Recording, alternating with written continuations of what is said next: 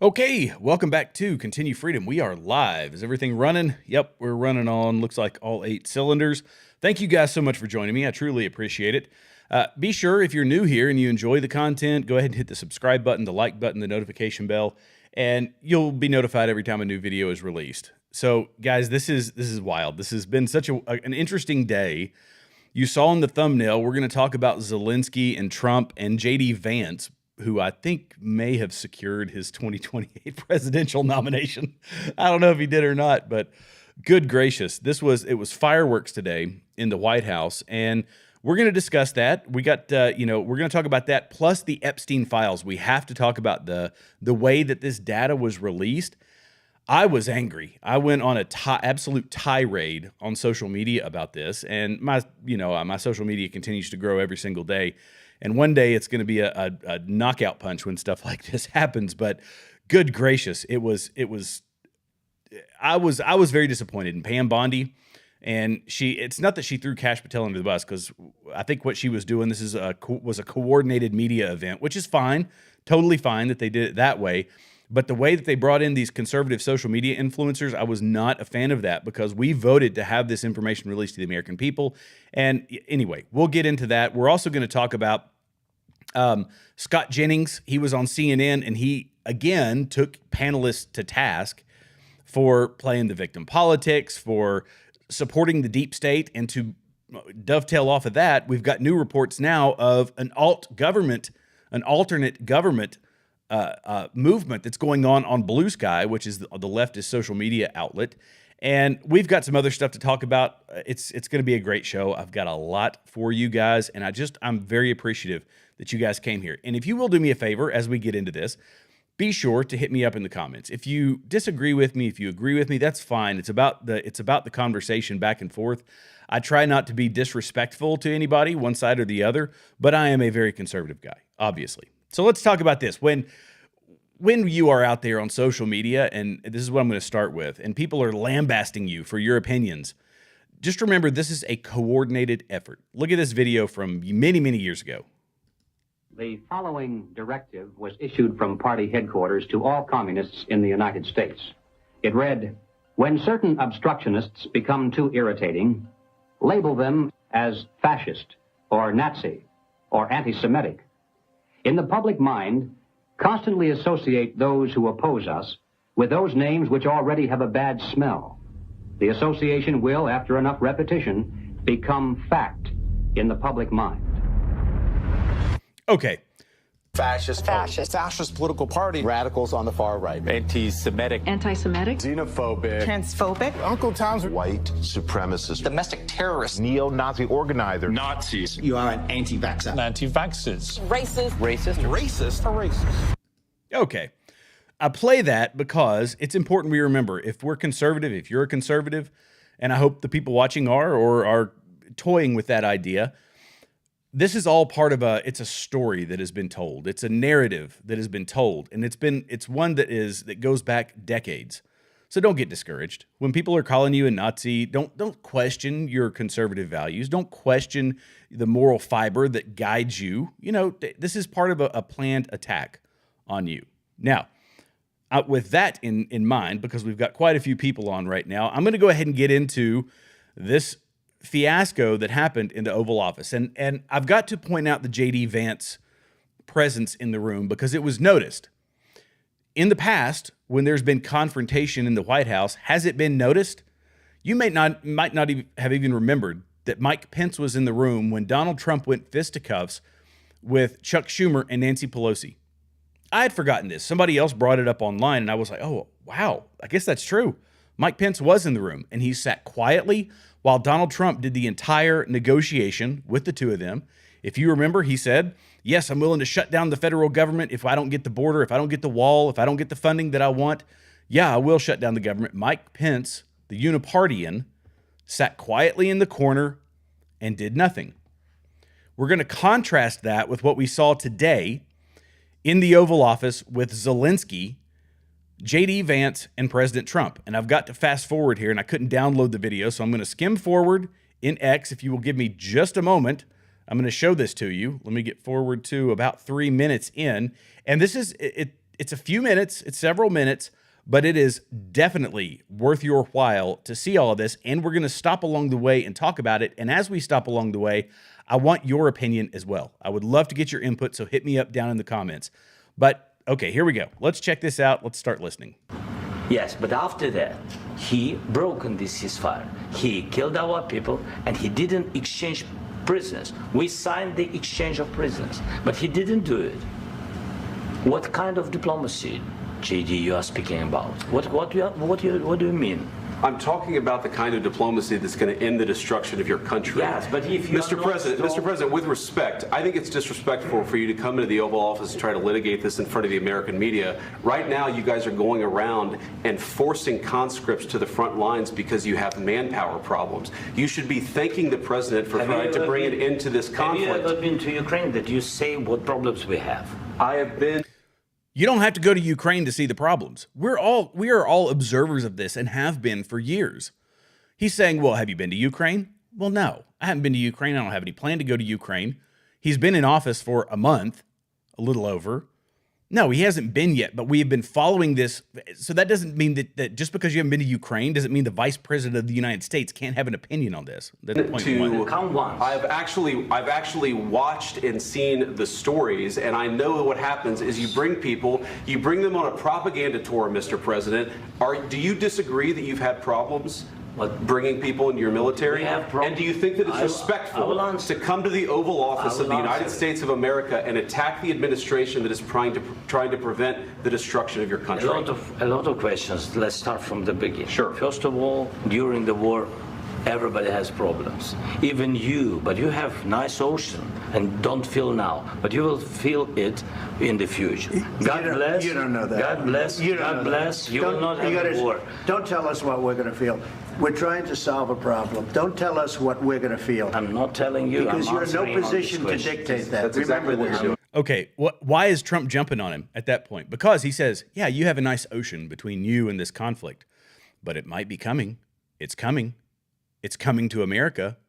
Whoa, buddy. It sounds like a veiled threat, and that's what Donald Trump is jumping on.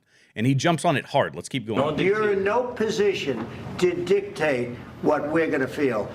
We're going to feel very good. Feel influence. We're going to feel very good and very strong. You will feel influence. You're right now not in a very good position. You've allowed yourself to be in a very bad position, and he happens to be right about it. From the very beginning of the war. You're not in a good position. You don't have the cards right now. With us, you start having cards. Right now, you don't. You're playing cards. You're playing cards. You're gambling with the lives of millions of people. You're gambling with World War III. You're gambling with World War III. And what you're doing is very disrespectful to the country, this country, that's back to you, far more than a lot of people said they should have. Have you said thank you once? This A lot entire of meeting? times. No, in this Even entire today. meeting, have you said thank Even you? today. You went to Pennsylvania and campaigned for the opposition in October. Offer some words of appreciation for the United States of America and the president who's trying to save your country. Yes, wonderful point. JD made the perfect point here. If you all don't remember, I will play it after we get through this clip. He goes to Pennsylvania and is signing artillery shells with Unipartians, trying to essentially fundraise for Ukraine, which, you know, you can say it's fine for him to come here and try to fundraise for Ukraine, but it's, you know, shame on us for actually giving the money, $300 billion in weapons and equipment and money, all combined, all put together. Everybody says, oh, it's 177 billion, or it's 100 billions, hundreds of billions of dollars that we have pumped into another war. And he comes here, schmoozing all the politicians.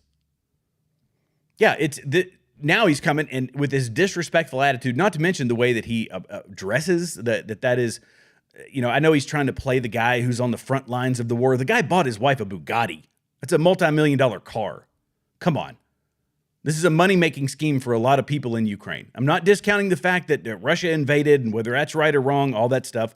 But at the end of the day, this guy has shown himself to be a con man, And he comes here showing disrespect to the President of the United States, to the Vice President of the United States, and though you don't see him, the Secretary of State is actually off camera, though nobody's focusing on him. Please, you think that if you will speak very loudly about the war, you He's can... not speaking loudly. He's not speaking loudly. Your country's in big trouble. Can I Wait a answer? minute. No, you've done a lot of talking.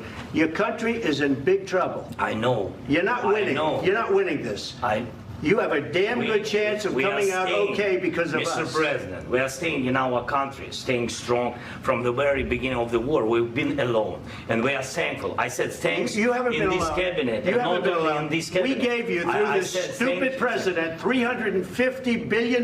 You voted we gave for you your military equipment, and your men are brave, but they had to use our military. What about if you didn't have our military equipment, if you didn't have our military equipment, this war would have been over in 2 weeks. In 3 days, I heard it from Putin. In 3 days, this is something maybe new. less. In 2 weeks, of course, yes. It's going to be a very hard thing to do business like this. Again, I tell you. just say thank you. I said a lot of times to American people. Accept that there are disagreements, and let's go litigate those disagreements rather than trying to fight it out in the American media when you're wrong.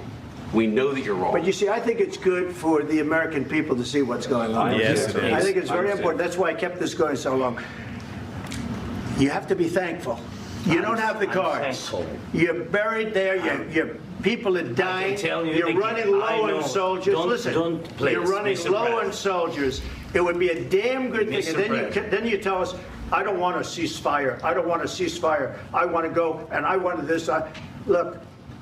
If you could get a ceasefire right now, I tell you, you'd take it so the bullets stop flying and your men stop getting killed. Of course, we want to stop the war. But you're saying you don't want a ceasefire. But I said to you, I want a ceasefire. With guarantees. Because you'll get a ceasefire faster than an agreement. Ask our people about ceasefire, what they think. That wasn't with me. That wasn't with me. That was with a guy named Biden who was not a smart person. That was with Obama. It was your president. Excuse me. That was with Obama, who gave you sheets, and I gave you javelins. Yes. I gave you the javelins to take out all those tanks. Obama gave you sheets.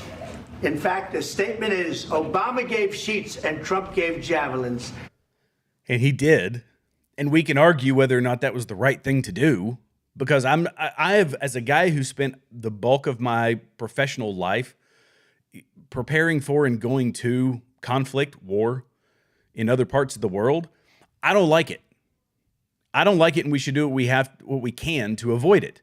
And Donald Trump was doing what he, at the time, what he thought was the right thing to do. He sent the javelins, and then once the foot was in the door, the floodgates opened. It's probably a bad analogy to use there, but the floodgates opened and we started pumping billions, now hundreds of billions of dollars into this foreign conflict. And what he's saying is, I want guarantees. I want to make sure that everything goes back to the way that it was before the war started. And we have to ask ourselves, is that a realistic end state? Zelensky wants it. Should we even care that? Should I even care that much? I personally, I don't. I mean, war is a nasty thing. Putin, we could talk about whether or not he should or should not have invaded. He shouldn't have, obviously. I don't like Putin. I don't like Zelensky. I don't like any of these people. All I know is that our labor, our time, our treasure, which is yours, by the way, every time that we go to work and we wake up early, we go to bed late, and we're trying to generate income and revenue for our families, to feed our families, and then they come in and take a fraction of it, 30% of it, 20% of it, whatever it happens to be, whatever tax bracket you have to be in, they take that money from us and then they go and waste it in other countries. That's what we're trying to stop. The coffers are empty. When people will say, "Oh, we've got so many resources, we've got so much to give," no, we don't. No, we don't. I look at this all the time, and it's sad that I have to look at it, but I do. We're $36 trillion in debt and climbing. We have saved over $140 billion from Doge, and that is not making a dent. The money's not there. We don't have the money. And so this guy comes thinking, hey, look, I've been given the red carpet. The red carpet's been rolled out for me every time I've come into the United States, and I should get that now. And Trump says, no, that's not it. It's not how we're going to play this. And how did this all end? This is the crazy thing. Is that Trump tosses him from the White House. Ho! He says, no, if that's what you're going to do, if that's how you're going to play this, you can leave and you can come back when you have a little more respect for the office, when you have a little more respect for the American people, because they're the ones paying you. They're the ones keeping the weapons in your hands and all of this. So following a meeting this is from the Post-Millennial, following a meeting in the Oval Office, which we just watched, Trump said that the Ukrainian leader can, quote, come back when he is ready for peace, tossing him from the White House. And Jack Posobiec and other people have posted he just got booted. White House officials told Fox News that Ukrainians were begging to reset, but Secretary of State Marco Rubio and National Security Advisor Mike Walls informed them that Zelensky needed to leave the White House grounds. The officials said that Trump and U.S. officials felt disrespected by the Ukrainian leader, who was, quote, shrugging and rolling his eyes during the meeting. And we watched a small snippet of it. There was actually like 40 minutes worth of content that I didn't even get into. So there's 40 minutes worth of stuff we didn't watch. And some of it was cordial. What I watched of it, some of it was cordial. This is when the fireworks started, and that's what I'm showing you guys now. But they said, look, you can't come in here being disrespectful to the President of the United States. You can't come in here being disrespectful to the which is, by the way, being disrespectful to the American people because he is one of our representatives. So I'm happy that Trump handled it this way, but I am not shocked by the way Zelensky behaved. I'm really not shocked. Now, there's rumors also online that in Ukraine, they're already saying we're going to start drafting, a letter of impeachment. So we're basically going to start moving towards impeachment in Ukraine, get rid of this guy.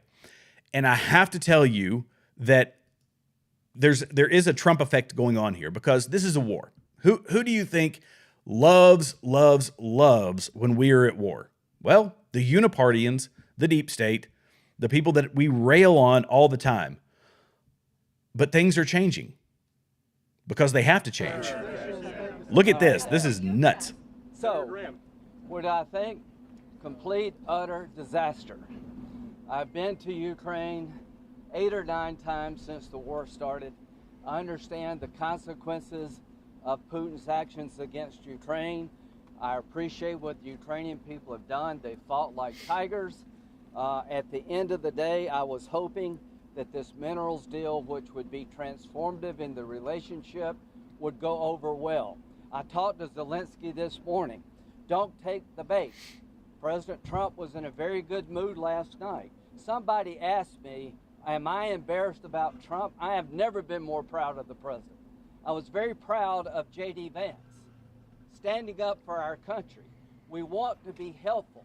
What I saw in the Oval Office was disrespectful, and I don't know if we can ever do business with Zelensky again. I think most Americans saw a guy that they would not want to go in business with. The way he handled the meeting, the way he confronted the president was just over the top. So I think the relationship between Ukraine and America is important, vitally important. But can Zelensky do a deal with the United States? After what I saw, I don't know. What would he need to do, sir? Senator Graham. You spent lunch with President Trump. What did he say to you about his interactions and whether he thinks he was shocked? He was very upbeat. I told Zelensky, we'll talk about security guarantees. We'll talk about ceasefires and how the war ends. This is a process. You have a new relationship with America, a $500 billion, $500 billion deal that President Trump is proud of, that gives us an interest worth defending. Let's talk about the positive. But he was terrible at Munich, Zelensky, and I think he has made it almost impossible to sell to the American people that he's a good investment, that he is a good business. So he goes on to say he either needs to be replaced or he needs to change. Lindsay Graham says that. Now, we can go into why Lindsay Graham would think that, because Lindsay Graham is of the regime change ilk, that sort of world.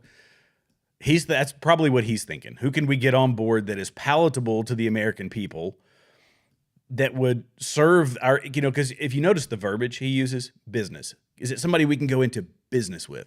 somebody we can be in business with. We can't do business deals with Zelensky. This isn't business. This is war, and this is war using our money, your money, i.e. your time. I think of this, this changes my perspective, honestly. When I think of Doge finding $50 million here and $100 million there and $1 billion there and $300 billion here, whatever it happens to be, I think of that in terms of American time and labor, because we are getting up early, we are going to bed late, we are trying to make a living for ourselves, and they are using that to enrich themselves, to enrich Ukraine, to enrich other people. So if we're going to spend our money, we have to spend it wisely and on things that benefit we the people. Do I think Ukraine does? No, I don't.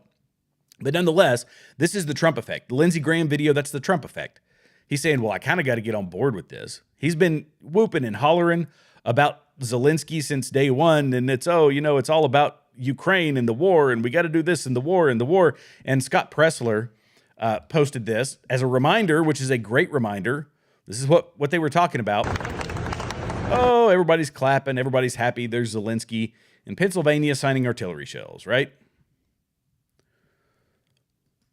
I'm tired of this. Are you guys tired of this? I'm tired of the war. I'm tired of the fighting. And I'm tired of us being the ones thinking that we can, swoop in here and save the day. When was the last time we were successful at regime change? Which is what Lindsey Graham is talking about. But he is touting regime change while also stroking the ego of Donald Trump, as he's been doing. And Sarah Rose, I don't know if you guys follow Sarah Rose. She's really good, but she posted a perfect reference to Zelensky and after his meeting and his performance. So, and I'll show this to you so you can see Sarah Rose's account. But it was a Seinfeld reference. And I don't know if you guys, I love Seinfeld, guys. I'm a huge Seinfeld junkie, but listen to this. Maybe you can just go back. Go back? Yeah. Pretend like it never happened. You mean just walk into the staff meeting on Monday morning like it never happened? Sure. You're an emotional person. People don't take you seriously. Just go back. Pretend the whole thing never happened. Never happened. I was blowing off a little steam. So what? So what? You're entitled. I'm emotional. That's right. You're emotional. Never happened. Never happened. Oh, Zelensky in a DC hotel room. He's like, boy, I wish I could get a do-over. Oh, wow. Okay, so I'm gonna leave that one at that. More is gonna follow. We'll see how this develops. We'll see what happens with the peace talks, with signing a ceasefire. I'm not hopeful at this point, but we'll see. We'll see. Now let's go on to the next big thing, and that is the release of the Epstein files, which was a huge nothing burger. But, we've been sitting, I know you guys, have you guys been waiting for the Epstein files? For all the folks that are on right now, because we got quite a few folks on the live stream. If you were just waiting with bated breath to see the Epstein files, hit me up in the comments. Just give me a 1 for yes and a 2 for I don't care. How about that? But here we go, the Epstein files phase 1. And how was this released? This is the thing that really got people up in arms. It was released via a photo op. This is DC Drano and other social media influencers, and some of them handled this properly, by the way. Some of them said the exclusive release, and there's all this data in it, and there's all this, and there's that, and I'm gonna join me for my live stream tonight and watch my episode tonight. And it was a love fest of people saying, let me go ahead and capitalize on this attention, which you technically can't blame them for doing, but the fact that Pam Bondi put this in their hands before the American people, whether it was a nothing burger or not, she put it in the hands of loyal conservative commentators and social media personalities before she gave it to us, and that's a problem. That's a problem because that's not what we voted for. That's not what we wanted. We said, scatter it to the winds, put it on a drive that we can all download. Make it a .gov website, let us all download the files, and let everybody, all the internet sleuths and everyone, sift through this data. Did they do that? No, they didn't. They said, well, let's do what the Democrats do. Let's give it to the select. Let's give it to our, the elected folks, or not the elected folks, but the ones that we select, the loyalists, and we'll let them sift through the data so that they can decipher it for the plebs. That's the way it looked. I'm not saying that's what they intended to do, but I'm saying that's the way it looked. And so you had, and again, to the defense of the people, or in defense of the people who got it, they didn't know they were getting it. According to them, and I've heard this from multiple places, that they didn't know that this was going to be released to them. They were there for some other event. And Pam Bondi said, by the way, here's phase 1 of the Epstein files. Well, they walked them out then, this door that apparently they call the Sticks, I think is what they call it. And it's a place where all the media hangs out. So all the media is out there, and they walk them out, parade them out, and then they get their photo op. And then they get to go back to their hotel rooms or back to their houses or wherever they live, and or wherever they were at the time, and say, watch my exclusive content about this. It looks shady. We can chalk it up to a bad idea, to a bad move, fine, but I don't like it. This makes it look like a media event where the elites get it before the people. And all we wanted was the list. We want maximum transparency. That's what we wanted. And we've gotten a lot of transparency from Donald Trump. A lot of transparency from Donald Trump. But Pam Bondi she did this all wrong. It was 100% wrong. Now, that being said, she sent a letter to Kash Patel. And I don't know if this is deflection or if this is legit, but she sent a letter to Kash Patel, and I'm not going to read the whole letter, but basically saying the Southern District of New York, SDNY, so if you see SDNY online, that's what they're talking about. The Southern District of New York has failed to provide all the data that I have requested, and I am ordering you or telling you that this information needs to be released today, and it was supposed to be by this morning, by 8 o'clock. I have not seen that. I don't think anybody on social media has seen that.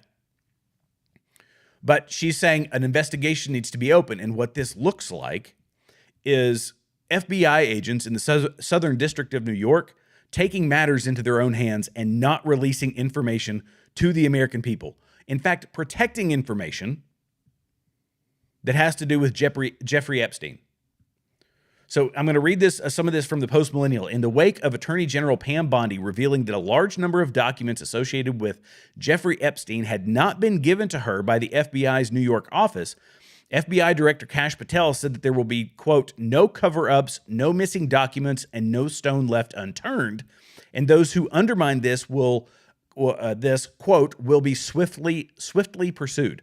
Patel wrote, the FBI is entering a new era, one that will be defined by integrity, accountability, and the unwavering pursuit of justice. There will be no cover-ups, no missing documents, no stone left unturned, and anyone from the prior or current bureau who undermines this will be swiftly pursued. If there are gaps, we will find them. If records have been hidden, we will uncover them. And we will bring everything we find to the DOJ to be fully assessed and transparently disseminated to the American people as it should be. The oath we take is to the Constitution, and under my leadership, that promise will be upheld without compromise. And you guys probably know when you watched online and were paying attention on X or wherever it happened to be, that everybody was looking for it. We thought we were going to get it earlier, like on day one, right? That was the promise from Kash Patel. On day one, this stuff's going to be released. And it wasn't. And then people start asking questions, and people start wondering what in the world is going on with these Epstein files that we have been wanting, that we've been asking for, that we wanted you in office to give us. And it never happened. Come to find out, the rot inside of the FBI has not been fixed. And Kash Patel is learning that very, very quickly. Now, do I think that he can still fix it? Yes. The question is, when this gets released, when the data gets released to us, is it going to be like this?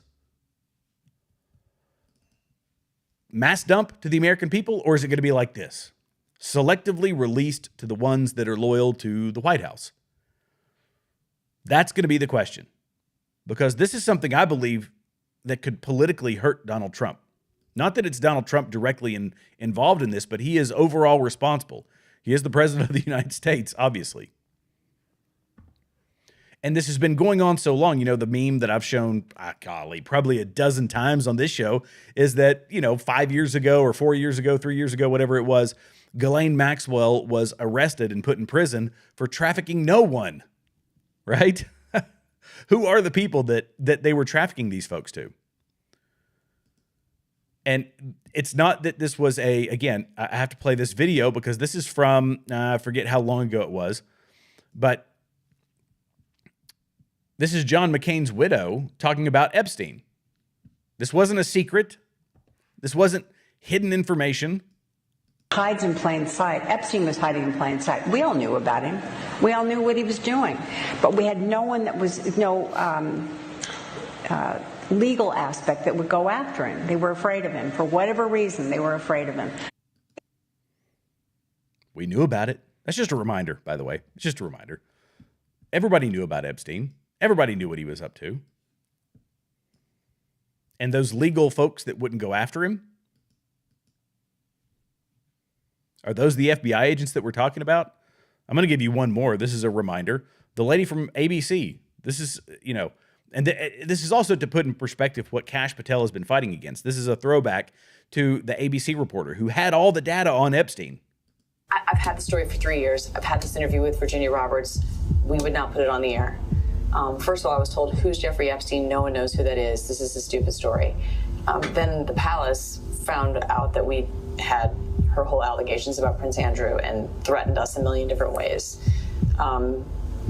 We were so afraid we wouldn't be able to interview Kate and Will that also quashed the story. And then Alan Dershowitz was also implicated in it because of the planes. She told me everything. She had pictures. She had everything. She was in hiding for 12 years. We convinced her to come out. We convinced her to talk to us. It was unbelievable what we had. Clinton. We had everything. I tried for 3 years to get it on, to no avail, and now it's all coming out, and it's like these new revelations, and I freaking had all of it. I'm so pissed right now. Like, every day I get more and more pissed because I'm just like, oh my God, what we had was unreal. Other women backing it up. Hey, yep. Brad Edwards, the attorney, 3 years ago, saying there will come a day when we will realize Jeffrey Epstein was the most prolific pedophile this country has ever known. And I had it all 3 years ago. And that was years ago. Just a throwback. So we remember that this is something they've been covering up for a long time, that the people who are being impacted are very powerful, and there are going to be repercussions, not just when you talk politically, not just on the left. It's going to influence the right as well. But it has to be known. It has to be known. So I'm kind of ticked off with Pam Bondi. We'll see what Kash Patel comes up with. We have to keep an eye on this because, it's insanely important for the accountability that all the American people expect. Not just the ones that voted for Donald Trump. Everybody wants accountability. I firmly believe that from the bottom of my heart, that people want accountability. Okay. The next thing, let's skip to the next story here. This one's funny. I love Scott Jennings. This guy runs roughshod over, all the talking heads on CNN, and he's sometimes really funny in the way that he does it. Sometimes it's just he's so common sense and he's he's arguing with people who in every aspect lack common sense, and so it really kind of makes it funny, I think. But I'm going to play some of this video. In fact, before I bring this up, let me, and this is, where'd that video go? All right, let me see if I can find this, because it's not in my notes now. It's right here. This is what happens. When you go live, every now and then you're going to have little flubs here.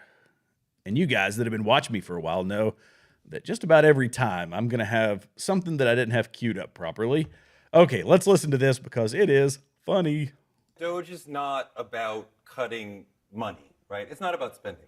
It's about shrinking government so that it'll be too small to stop Trump with whatever else is in this plan. Why would the government stop Trump? Isn't he the head of the government? You're saying the government would be too small to stop Trump. If Trump's the president, why would the government, the bureaucracy, be actively trying to stop him? Because he is shredding the Constitution and creating an authoritarian dictatorship. Oh, gosh. No matter who is in office, I'm going to hold them accountable. But more importantly, I'm going to make sure the government is working for the American people. Both of you all made an interesting point, which is that your view is that Trump is shredding the Constitution. I'd like to hear more about that. But that it seems to me that you all both believe that the unelected part of our government, the bureaucracy, has a responsibility to resist the political leadership. Is that your view? That's not actually That's what not we at all. said. It's exactly what they said. They're upholding the Constitution, the principles of the Constitution, and at times How that we is have Trump seen, shredding the Constitution? my God, he's like, I mean, seriously, He do we doesn't have to believe in give the you a balance of civics power, lesson Scott. that we have? I don't know, we put all power. And this is what they do, by the way. They're like, oh, what? As if you didn't know? Oh, I don't have to tell you this. What am I going to give you a civics lesson and name all the ways that he is? It's because it's a talking point. They repeat it, but they don't understand any of the information behind that talking point. They just know that they're supposed to parrot it like good boys and girls. Executive How is branch. holding the The legislative branch, the FBI, now we're in control of the military, we're Yes. silencing media. Chief, This head is of the what you military. do The in a Supreme Court of dictatorship. Are This you is not. suggesting that the president is not the commander-in-chief of the military?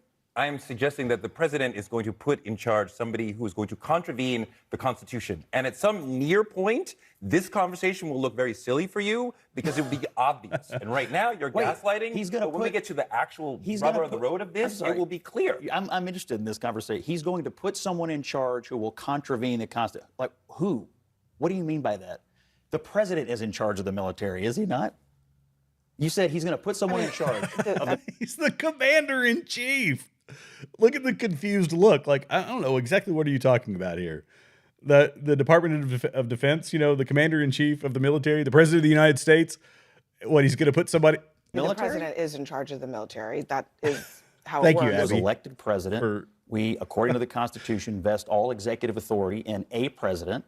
And the concept that the military should be an independent agency or that the bureaucracy should resist the political leadership of this government is extraordinarily dangerous. That's what we said. That's such a straw not what man. we It's said. That's ridiculous. literally not what we said. And so this is the point that Scott Jennings makes, and I'll show the tweet here because it was really funny.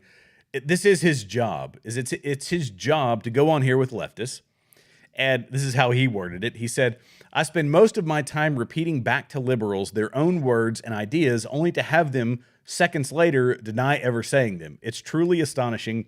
This conversation on CNN, and it's true. He might put somebody in charge of the Department of Defense who's going to listen to what he says. That's shocking to them. So it's this loyalty to the establishment, this loyalty to the deep state is really, really wild.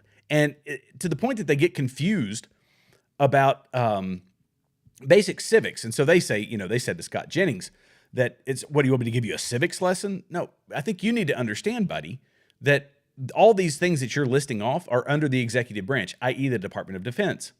He is the commander in chief. And by the way, this is from CNN, this is a great throwback.